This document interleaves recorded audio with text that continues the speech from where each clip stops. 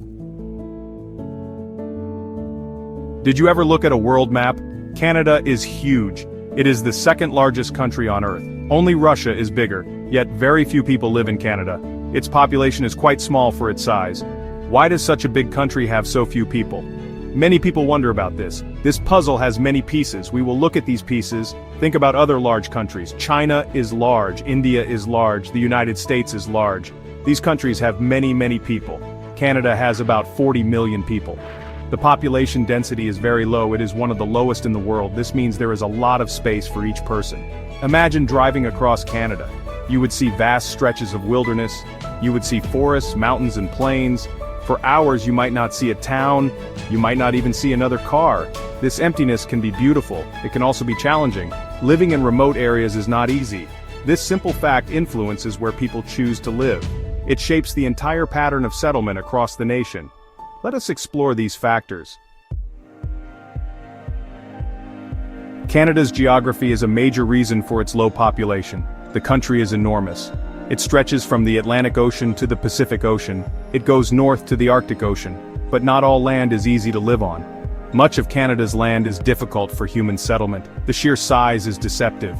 It does not mean all of it is welcoming. Think about the Canadian Shield. This is a massive area of rock.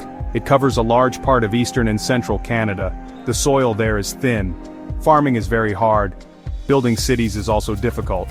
Then there are the mountains. The Rocky Mountains are in the west. The Appalachian Mountains are in the east. These are beautiful. But mountains also make it hard to build and live. They create barriers. They limit easy travel and farming. Much of northern Canada is Arctic tundra. The ground is frozen for most of the year.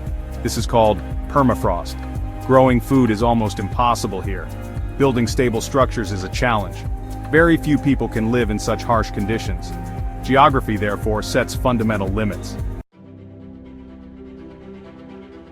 History also helps explain Canada's population patterns. Before Europeans arrived, indigenous peoples lived across the land. They had lived there for thousands of years. Their populations were adapted to the environment. They lived in smaller, often mobile groups. Their numbers were not as large as in some other parts of the world. This was suited to the land and its resources. Their way of life was in balance with nature. European colonization began in the 16th and 17th centuries. French and British settlers came. They established colonies. These colonies grew slowly at first. The journey was long and dangerous. Life in the new land was hard. The vastness of the territory made expansion slow. Conflicts between European powers also shaped settlement. Wars were fought over this land. This affected how and where people settled. The focus was often on resource extraction, not dense settlement. These historical sequences of development and policy have left a lasting mark. Section 4. The chill factor: climate's decisive role. Canada's climate is a very significant factor. Much of the country experiences long, cold winters. Temperatures can drop very low. Snow can cover the ground for many months. This makes life difficult. Heating homes is expensive. Transportation can be disrupted by snow and ice. Outdoor work is challenging in extreme cold. These conditions are not attractive to everyone. Many people prefer milder climates. The growing season in many parts of Canada is short. This limits agriculture. In the far north, it is too cold for most types of farming. Even in the southern agricultural regions, farmers face challenges. They must choose crops that can mature quickly. Frost can be a risk early in autumn or late in spring. This climatic reality restricts the amount of land suitable for large-scale food production. Extreme temperature variations are common. Summers can be hot in some areas, but the dominant feature for much of the country is the cold. This affects daily life. The cold shapes the nation. Section 5. Dollars and density: economic forces at play. Economic factors are also crucial in understanding Canada's population distribution. Job opportunities are not spread evenly across the country. Most jobs are concentrated in a few large urban centers. Cities like Toronto, Montreal, Vancouver, and Calgary are economic hubs. They attract people seeking work. This leads to higher population density in these cities. Rural and remote areas often have fewer job options. This makes it harder to live there. Canada's economy has historically relied on natural resources. Industries like forestry, mining, and oil and gas are important. These industries are often located in less populated areas. However, they do not always support large, dense populations. Many resource extraction jobs can be cyclical.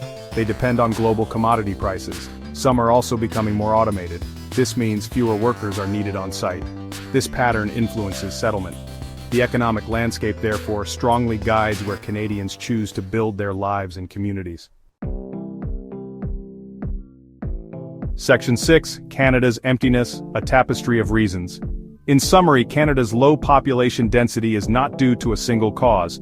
It is the result of many interconnected factors. Geography lays the foundation. The vast Canadian Shield, rugged mountains and extensive Arctic regions limit large-scale settlement. Much of the land is simply not well suited for dense human habitation. This physical reality is a primary constraint. It has always been so. Nature sets the stage for human drama. History has built upon this geographic base. Indigenous populations were historically smaller and dispersed, adapted to the land.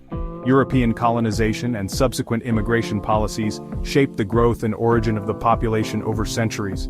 The pace of settlement was gradual. It was influenced by conflicts, economic priorities like the fur trade, and selective immigration. These historical pathways have left a lasting imprint on the demographic map of the country. Climate adds another powerful layer. Long, cold winters and short growing seasons characterize much of Canada. This makes agriculture challenging in many areas. It makes daily life more demanding.